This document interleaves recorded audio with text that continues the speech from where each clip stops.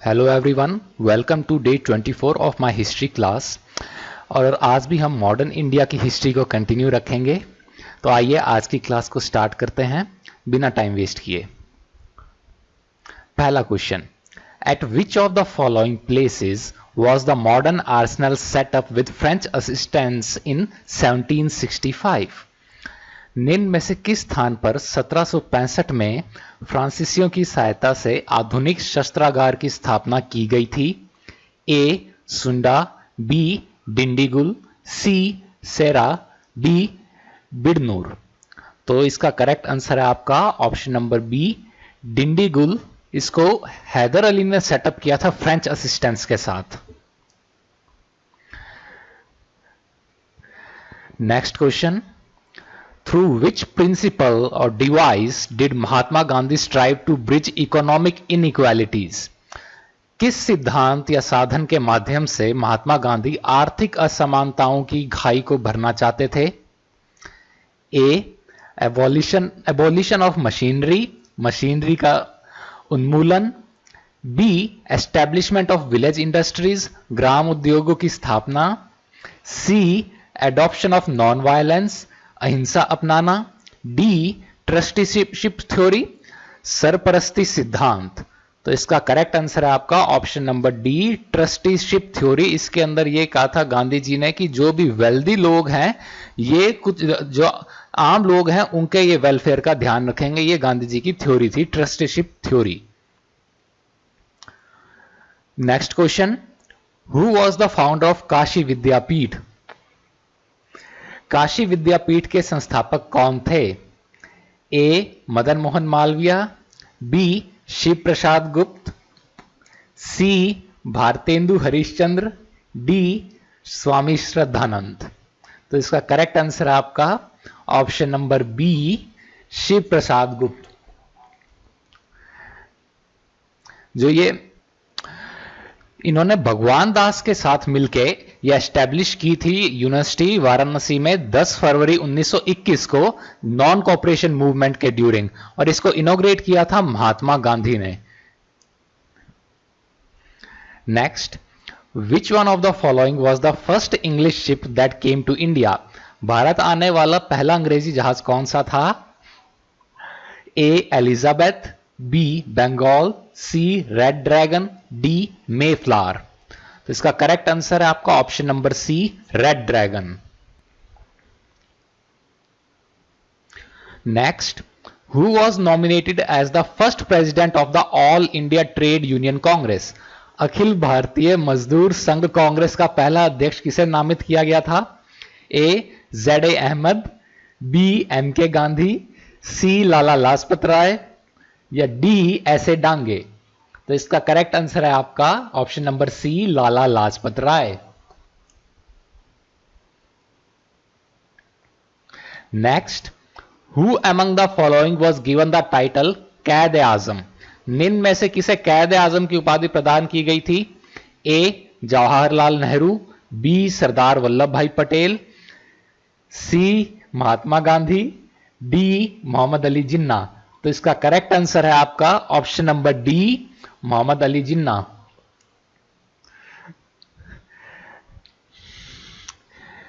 With reference to the revolt of 1857, who of the following was betrayed by a friend, captured and put to death by the British? 1857 की क्रांति के संदर्भ में निम्न में से किसे एक मित्र ने धोखा दिया था तथा अंग्रेजों के द्वारा बंदी बना लिया गया एवं मौत की सजा दी गई? ए खान बहादुर खान, बी कुंवर सिंह, सी नाना साहिब, डी टांटिया टोपे। तो इसका करेक्ट आंसर है आपका option number D Tantia Tope. तो इनको बिट्रे किसने किया था? इनको बिट्रे किया था आपके मान सिंह, जो कि राजा ऑफ नरवाड़ थे। उन्होंने बिट्रे किया था क्योंकि जो मान सिंह का ये डिस्प्यूट चलता था ग्वालियर के महाराजा के साथ। तो ब्रिटिश ने क्या नेगोशिएट किया कि वो मान सिंह को एक सेफ्टी प्रोवाइड करेंगे अगेंस्ट महाराजा ऑफ ग्वालियर, बदले में ये तांटिया टोपे को इन्हें हैंड ओवर कर दे। तो ये इन्होंने एक्सेप्ट कर लिया। In which year did Gandhi ji start Kheda Satyagraha? यहाँ पे ग्रामर भी मिस्टेक है, यहाँ पे स्टार्टेड नहीं आएगा, स्टार्ट आएगा। डिड के साथ आपके बेस फॉर्म आता है वर्ब का। तो गांधी जी ने खेड़ा सत्याग्रह आंदोलन की शुरुआत किस वर्ष की थी? ए 1919, बी 1918, सी 1917, डी 1916। तो आपको पता है 1917 में चंपारण हुआ था, 1919 के अंदर अपना साइमन रोलट एक्ट के अगेंस्ट हुआ था, 1916 में कुछ भी नहीं हुआ था, मेरे को तो नहीं ध्यान कुछ हुआ हो। तो 1918 आपका करेक्ट आंसर है, option number B. Next question, Hindu child marriage bill of 1930 fixed minimum age of marriage for women to. 1930 के हिंदू बाल विवाह विधेयक ने महिलाओं के लिए शादी की न्यूनतम उम्र कितनी तय की थी? ए 12, बी 14, सी 13 या डी 15? तो इसका करेक्ट आंसर है आपका option number B 14। Child marriage restraint act था ये 1929 का, ये पास हुआ था 28 दिसंबर 1929 को, और ये इफेक्ट से आया था 1 अप्रैल 1930 से इफेक्ट में आया था। तो इसके अंदर क्या किया गया था कि पहले तो लड़कियों की उम्र तय की गई 14 वर्ष और लड़कों की गई 18 वर्ष। बाद में इसे अमेंड करके कर दिया गया लड़कियों के लिए 18 वर्ष और लड़कों के लिए 21 वर्ष। ठीक है, तो ये भी क्वेश्चन बन सकता है कि अमेंड करके कितनी कर दी गई, तो वो है 18 for girls and 21 for boys.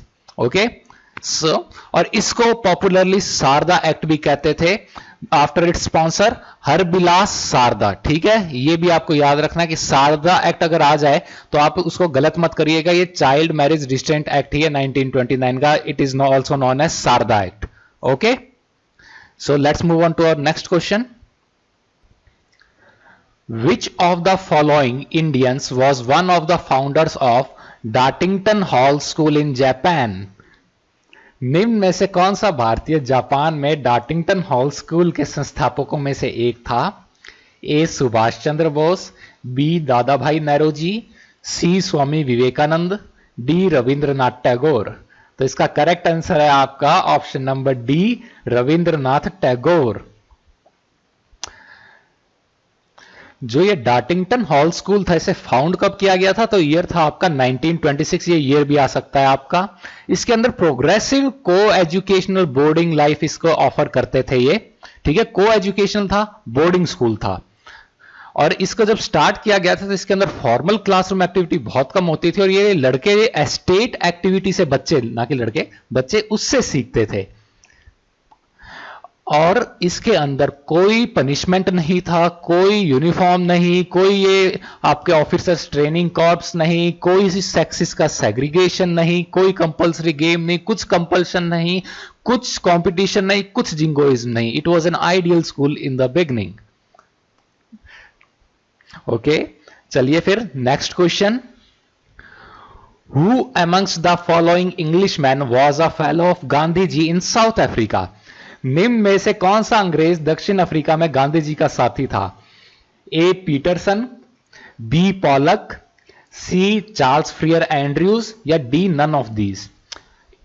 इससे पहले कि मैं आपको करेक्ट आंसर दूं, मैं आपको थोड़ी इंफॉर्मेशन देना चाहता हूं। जो ये आपके Charles Freer Andrews, C F Andrews, जिन्हें कि दीन बंधु भी कहते हैं, ये गांधी जी के बहुत क्लोज दोस्त थे और he is the only person who is known to have called Mahatma Gandhi with his first name Mohan.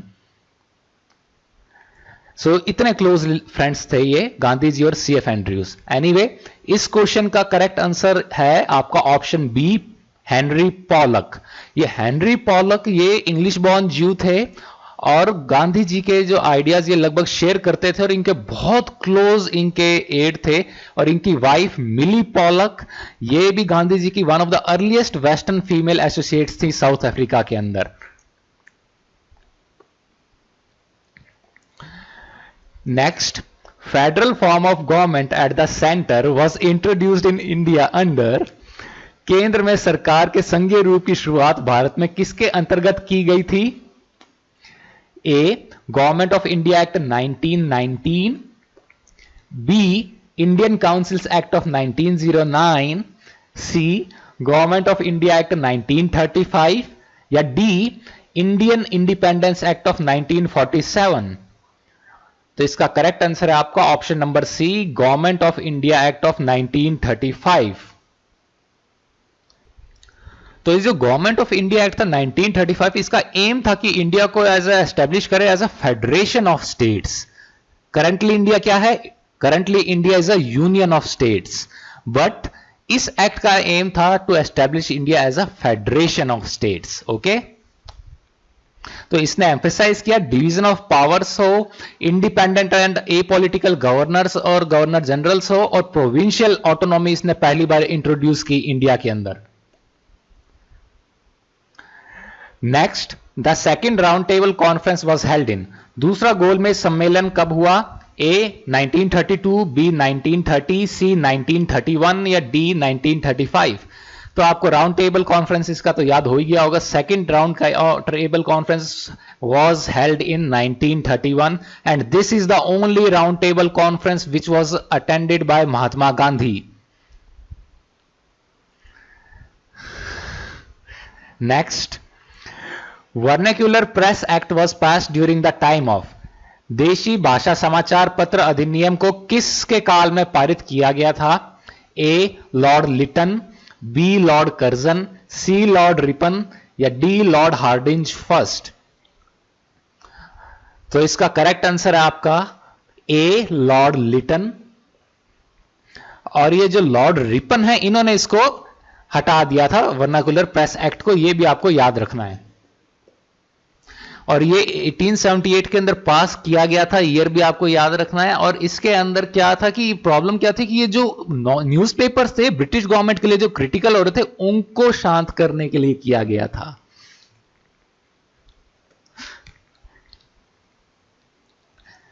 The constituent assembly adopted which of the following models for electing the lower house of the parliament? संविधान सभा ने संसद में निचले सदन में चुनाव के लिए निम्न में से किस पद्धति को अपनाया? A Swiss, B American, C British या D none of the above? तो इसका करेक्ट आंसर है option number C, British, because in India we follow the Westminster system of the government. ध्यान रखिएगा, कौन सा system? Westminster system. It's named after Westminster एबे।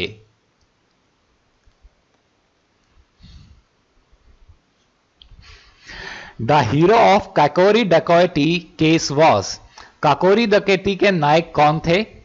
ए Ram Prasad Bismil, B Bhagat Singh, C Batukeshwar Dutta या D Barkatullah?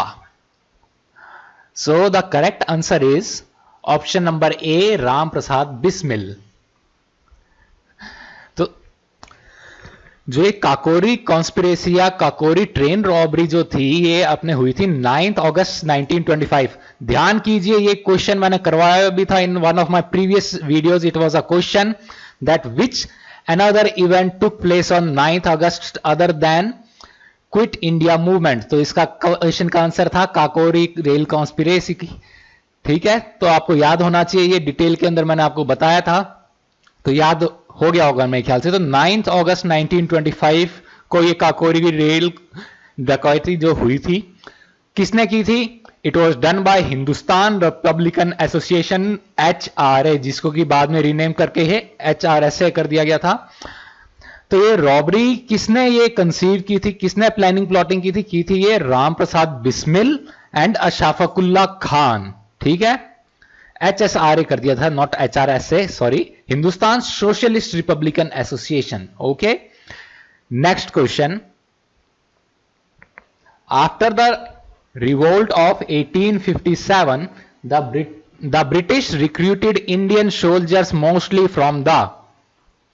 1857 के विद्रोह के बाद अंग्रेजों ने भारतीय सैनिकों की भर्ती अधिकांशतः किस में से की थी? A Marathas from the west, B Brahmins of UP and Bihar, C Bengalis and Oriyas from the east या D Gurkhas and Sikhs? So the correct answer is option number D, Gurkhas and Sikhs. Next, who was the first propounder of the doctrine of passive resistance? निष्क्रिय प्रतिरोध के सिद्धांत का प्रतिपादक कौन था? सबसे पहले कौन था, नहीं थे आएगा, ये गूगल ट्रांसलेट भी गड़बड़ कर जाता है।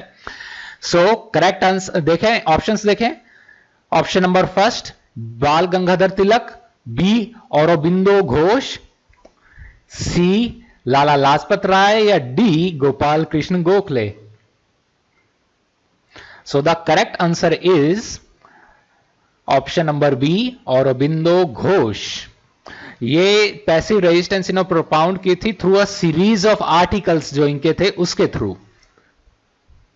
Next, who was the first Indian to raise the national flag? राष्ट्रीय ध्वज फहराने वाले प्रथम भारतीय कौन थे?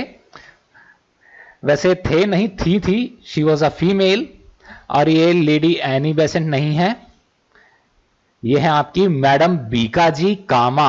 इंटरेस्टिंगली मैडम बीकाजी कामा के जो हस्बैंड थे he was pro British. Madam Cama's husband was pro British but she was pro Indian independence. और इन्होंने कब फहराया था? अगस्त 22, 1907। कहां पे? स्टुटगर्ट जर्मनी में। एंड इसके ऊपर एक स्टूडेंट ने ये क्वेश्चन भी पूछा था कल के वीडियो पे कि ये तो जर्मनी के अंदर किया था ना इन्होंने, और उस क्वेश्चन के अंदर गलत दे रखा था। ये बात स्टूडेंट की सही थी, पर क्या करें, आप क्वेश्चन में जो दे रखा था प्रीवियस ईयर्स के एज इट इज मैंने दे दिया, मैंने उसके अंदर चेंज नहीं किया था क्वेश्चन के अंदर। Although it's correct that she hosted the flag in Stuttgart Germany. Next, who was the Congress president during 1940 to 1946? 1940 से 1946 के दौरान कांग्रेस अध्यक्ष कौन थे? ए जवाहरलाल नेहरू, बी सरदार वल्लभ भाई पटेल, सी मौलाना आजाद, या डी डॉक्टर राजेंद्र प्रसाद? तो इसका करेक्ट आंसर है आपका ऑप्शन नंबर सी मौलाना अबुल कलाम आजाद।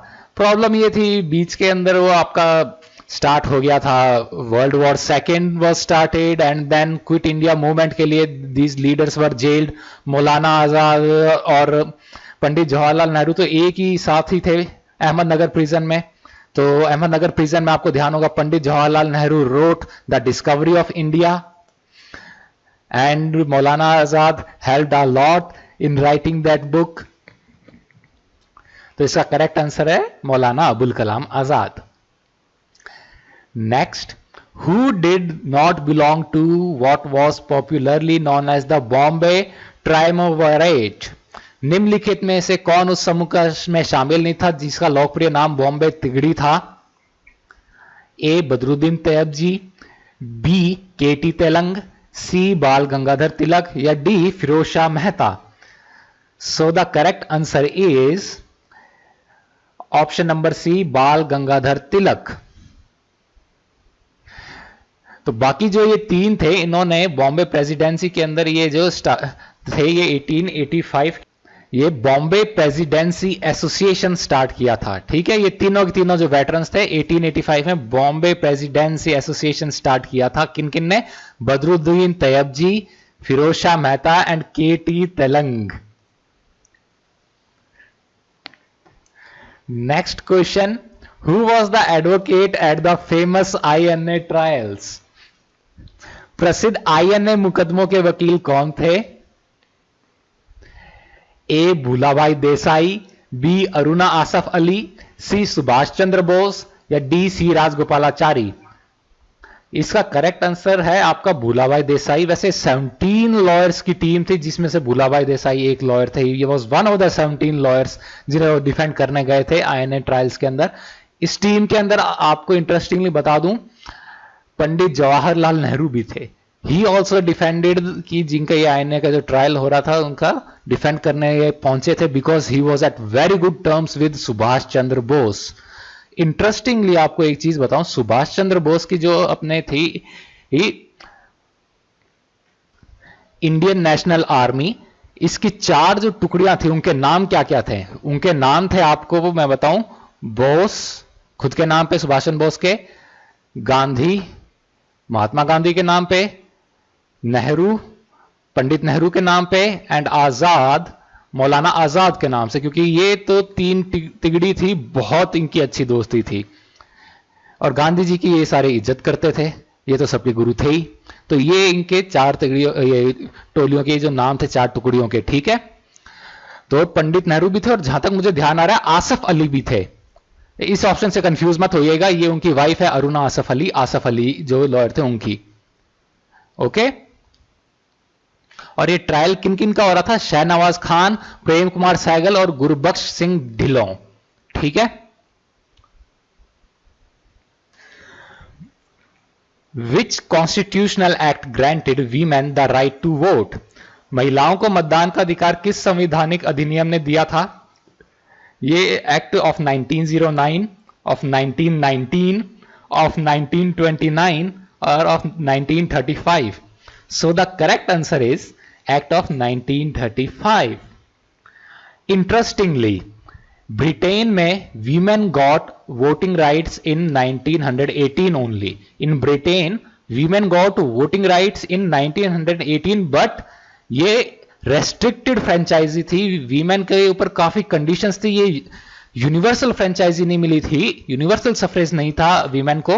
ये जो प्रॉपर्टी और ओन करती थी, कई सारी कंडीशंस जो मीट करती थी, only those women were allowed to vote in Britain in 1918। Women got complete voting rights in 1928 if I remember correctly in Britain।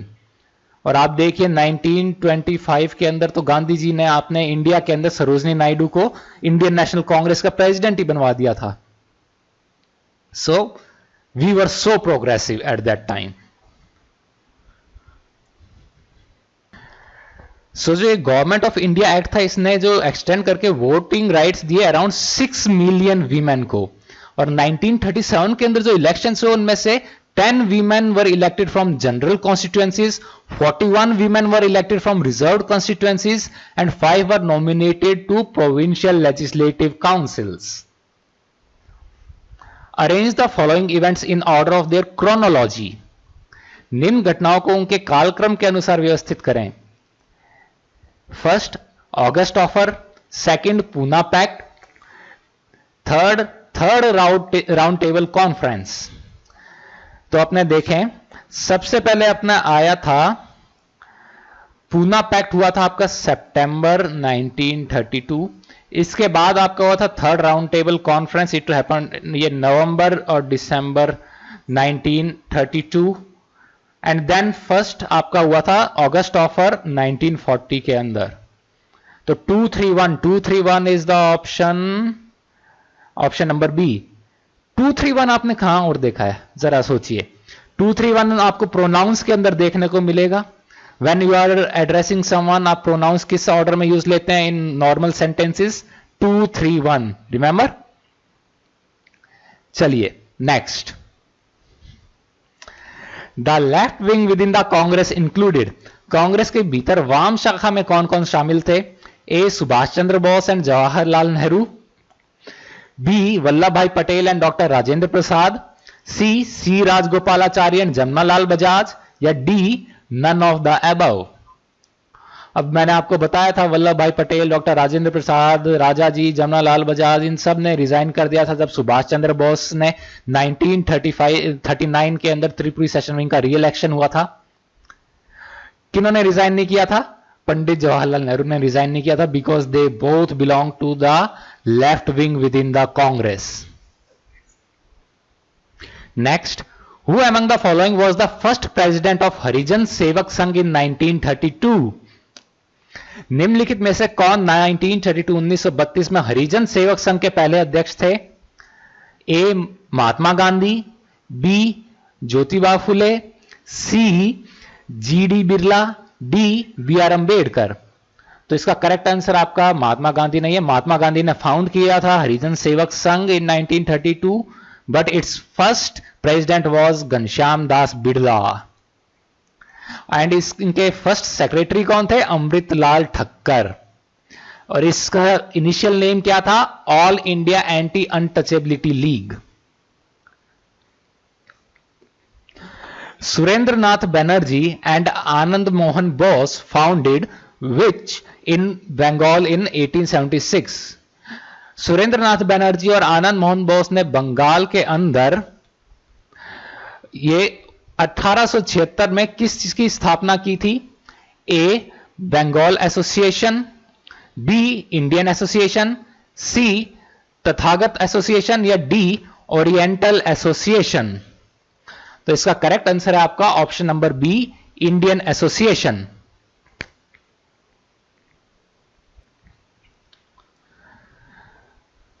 In which year was the battle of Saragarhi fought? Saragarhi की लड़ाई किस वर्ष लड़ी गई थी? A 1867, B 1897, C 1854, D 1878।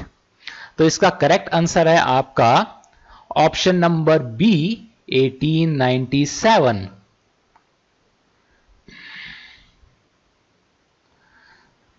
तो ये battle of सड़ागढ़ी के अंदर क्या था कि ये आपके जो ब्रिटिश इंडियन एम्पायर के जो ये सोल्जर्स थे, ये सिक्स सोल्जर्स थे, इन्होंने अफगान ट्राइब्समैन के अगेंस्ट अपने डिफेंड की थी टेरिटरी। ये 21 सोल्जर्स थे and those Pashtun soldiers were 10,000। Think these 21 soldiers defended their territory against 10,000 soldiers। कितनी सिग्निफिकेंट बात है ये। Whom did Gandhi ji consider his political guru? Gandhi जी अपना राजनीतिक गुरु किन्हें मानते थे? ए विनोबा भावे, बी बाल गंगाधर तिलक, सी दादा भाई नौरोजी या डी गोपाल कृष्ण गोखले। तो ये सबको पता है गांधी जी के पॉलिटिकल गुरु थे Gopal Krishna Gokhale. Next, in which year was the Chicago Conference of World Religions held that included Swami Vivekananda's talk on religion as one of its highlights? वैश्विक धर्मों का शिकागो सम्मेलन किस वर्ष आयोजित किया गया था जिसकी एक विशेषता धर्म पर स्वामी विवेकानंद का भाषण था? ए 1889, बी 1882, सी 1893, डी 1978। तो इसका करेक्ट आंसर है ऑप्शन नंबर सी 1893।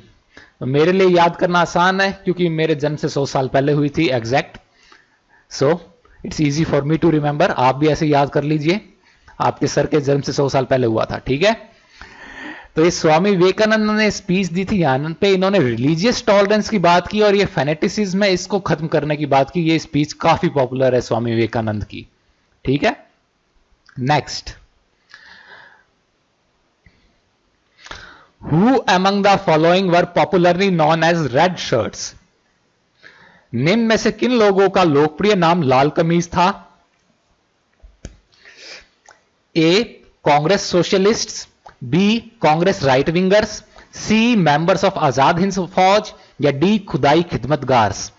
ये मैं आपको पहले करा चुका हूं, अगर आपने डिटेल्स को गौर से सुना होगा तो आपको ध्यान होगा कि ये खुदाई खिदमतगार जो थे उनका नाम था। खुदाई खिदमतगार को फाउंड किसने किया था? फ्रंटियर गांधी, खान अब्दुल गफार खान। ये स्टॉन्च गांधीवादी थे, इन्होंने 1930 में इसे फाउंड किया था। कहां पे? North west frontier province. North west frontier province का नाम अब क्या है? खैबर पख्तूनख्वा, पाकिस्तान के अंदर है अब ये।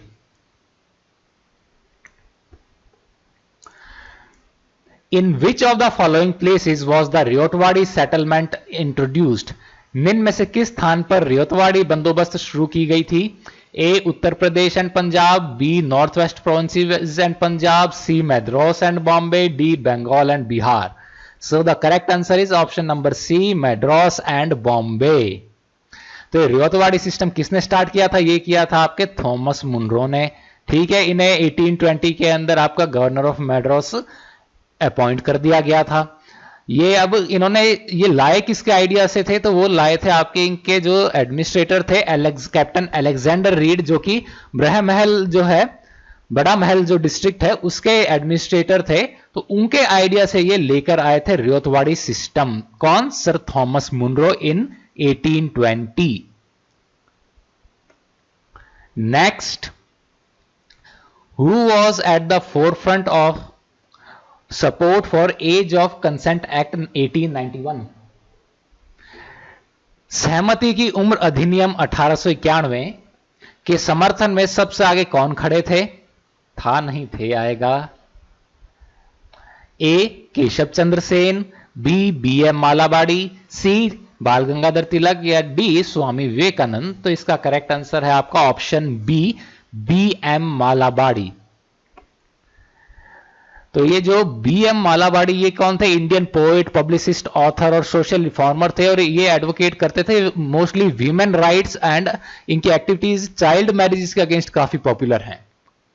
तो ये क्या केस क्या हुआ था कि 1885 के अंदर जो रुकमाबाई थी, इन्हें एक जज ने ऑर्डर किया कि अपने हस्बैंड के पास वापस जाए, नहीं तो इनको जेल हो जाए।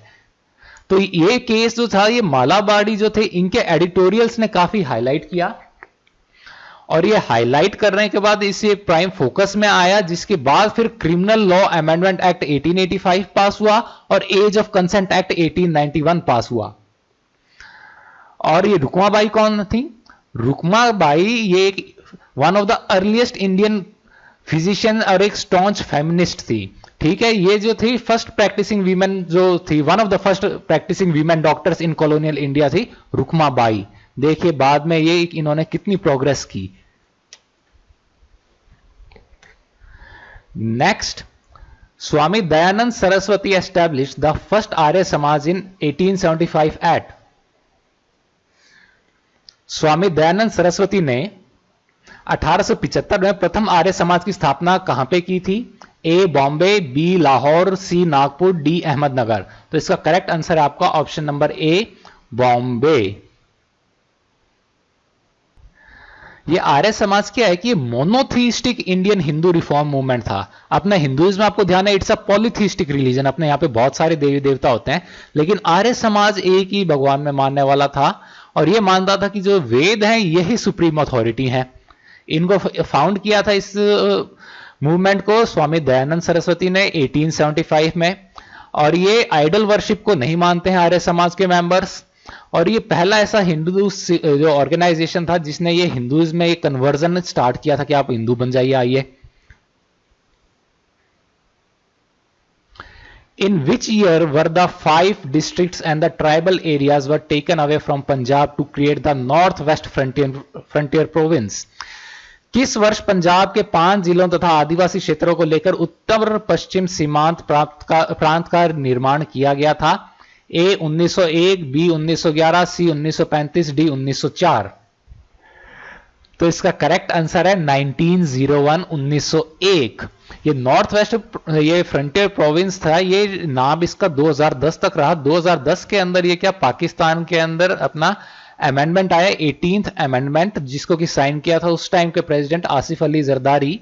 इन्होंने साइन किया। आसिफ अली जरदारी आपको ध्यान होगा जो पाकिस्तानी प्राइम मिनिस्टर बेनजीर भुट्टो थी, she was the first prime minister, women prime minister of any Muslim nation in the world.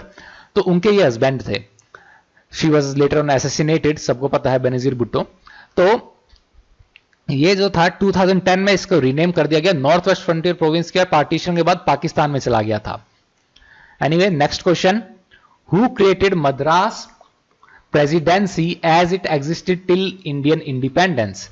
Madras presidency का निर्माण किसने किया था जो भारतीय स्वतंत्रता तक मौजूद रहा? A sir Thomas Munro, B lord Hastings, C lord Cornwallis, D lord Wellesley. तो इसका करेक्ट आंसर है आपका option number A sir Thomas Munro. तो ये 1639 के अंदर क्या था, ईस्ट इंडिया कंपनी ने ये लैंड परचेज किया, कौन से विलेज में? मद्रासपट्टनम में। और एक साल बाद यहां पे इन्होंने, आपको ध्यान होगा, fort Saint George was the first British fort. ठीक है, फोर्ट सेंट जॉर्ज का आपका मद्रास के अंदर इन्होंने एस्टेब्लिश किया था। तो ये इसके अंदर फोर्ट सेंट जॉर्ज इन्होंने एस्टेब्लिश किया 1639 ने ये लैंड खरीद के। और ये 1820 के अंदर जो इसके मद्रास प्रेसिडेंसी के ये गवर्नर इलेक्ट कर दिए गए सर थॉमस मुनरो। ठीक है, चलिए next question, the Congress leader who made a systematic study of land revenue systems in India and submitted several petitions to Lord Curzon suggesting reforms was? वह कांग्रेस नेता कौन थे जिन्होंने भारत में भू राजस्व प्रणाली का व्यवस्थित अध्ययन किया तथा सुधारों को सुझाते हुए लॉर्ड कर्जन के पास कई याचिकाएं भेजी? A Feroz Shah Mehta, B Dadabhai Naoroji, C Gopal Krishna Gokhale, D R C Dutt. तो इसका करेक्ट आंसर है आपका option number D, R C Dutt. जो ये आर सी दत्त थे, ये एक हिस्टोरियन राइटर थे और इन्होंने रामायण और महाभारत ट्रांसलेट की थी। इन्होंने इंडियन सिविल सर्विसेज 1869 में क्वालिफाई की थी and he was the first Indian to attain the rank of a divisional commissioner. Divisional commissioner बनने वाले पहले भारतीय थे ये। Next question, who led the armed raid on the government armoury at Chittagong? किसने चिट्टागोंग के सरकारी शस्त्रागार पर सशस्त्र धावा बोल दिया था? A Chandrashekhar Azad, B Bhagat Singh, C Surya Sen, D Sukhdev. इसका करेक्ट आंसर है आपका option number C, Surya Sen. Next, which of the following was the chief authority to control the financial administration of India from 1858 onwards? 1858 के बाद भारत के वित्तीय प्रशासन को नियंत्रित करने वाला प्रमुख पद या प्राधिकरण निम्न से कौन सा था? A viceroy, B governor general, C British parliament, D secretary of state in council. तो देखिए इसका आंसर आप वायसरॉय मत दे देना। वायसरॉय की पोस्ट ये लेके आए थे ताकि इसकी गवर्नर जनरल की पावर थोड़ी सी कम हो सके आपकी, ताकि ये आपके अंडर आ सके डायरेक्टली ब्रिटिश पार्लियामेंट के। ये एक्चुअली क्राउन को ये ट्रांसफर कर दी गई थी पावर, लेकिन क्राउन के नाम पे ये ब्रिटिश पार्लियामेंट ही कंट्रोल करता था ये, और ये ईस्ट इंडिया कंपनी से सारा का सारा इन्होंने निपटा दिया। ईस्ट इंडिया कंपनी का ये जो भी एडमिनिस्ट्रेशन यहां पे था और खुद के कंट्रोल में सारा कुछ ले लिया। Next, the first cotton mill in India was set up as a spinning mill in 1854 in। Bharat में पहली कपास मिल की स्थापना 1854 में कताई मिल के रूप में कहां पे की गई थी? ए Delhi, B Bombay, C Madras, D Kolkata.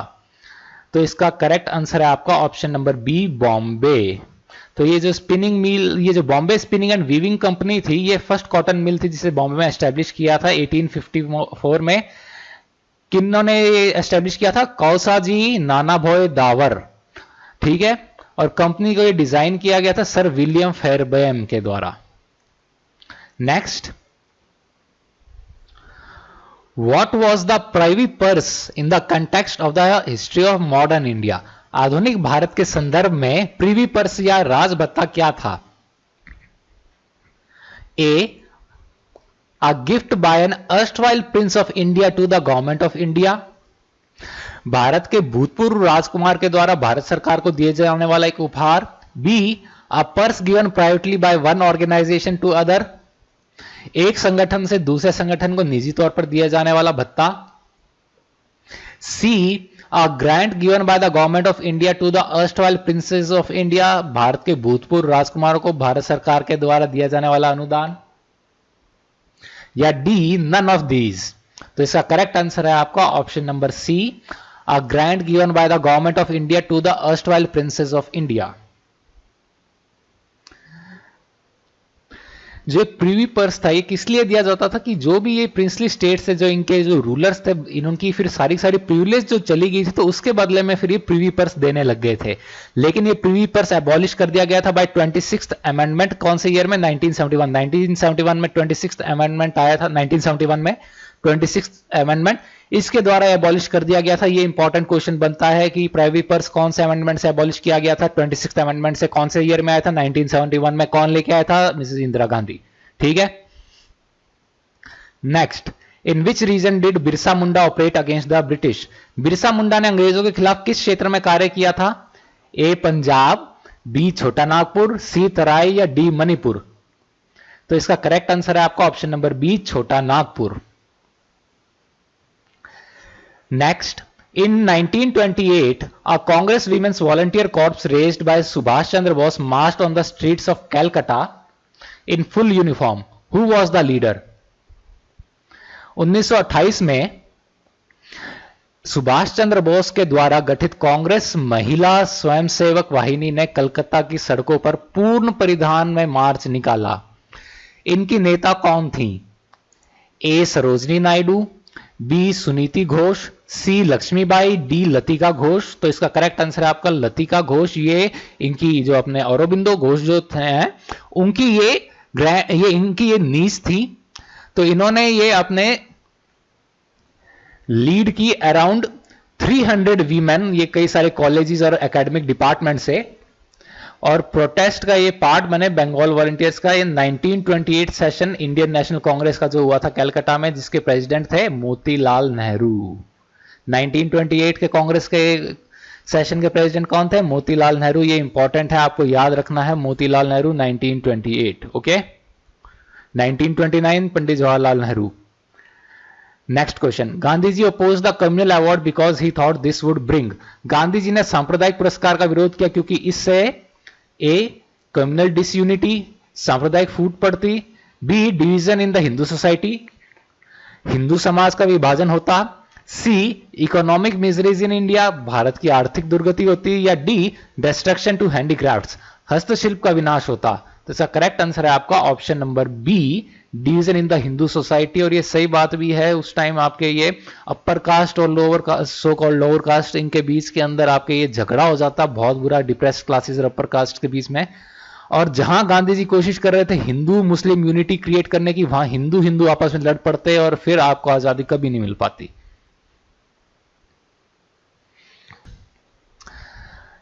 Where was the जातीय सरकार form during the quit India movement.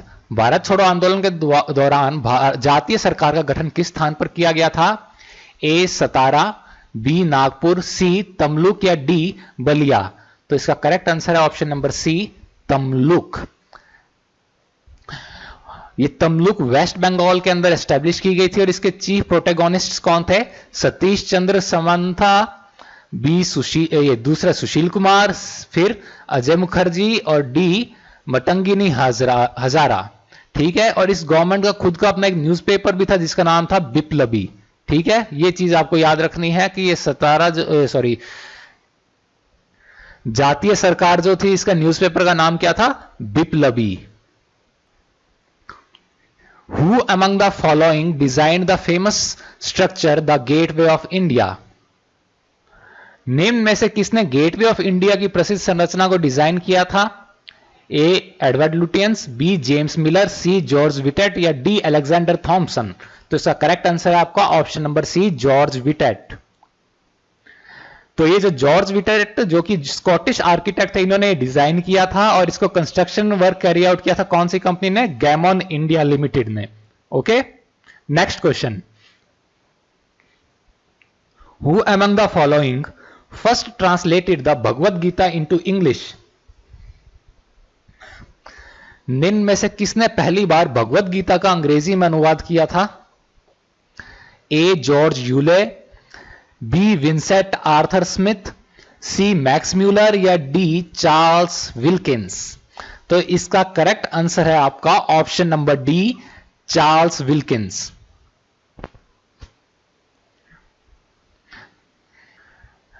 तो इस 1785 में इन्होंने ट्रांसलेशन किया था। इसका नाम क्या दिया था इन्होंने? भगवत गीता और dialogues of Krishna and Arjun.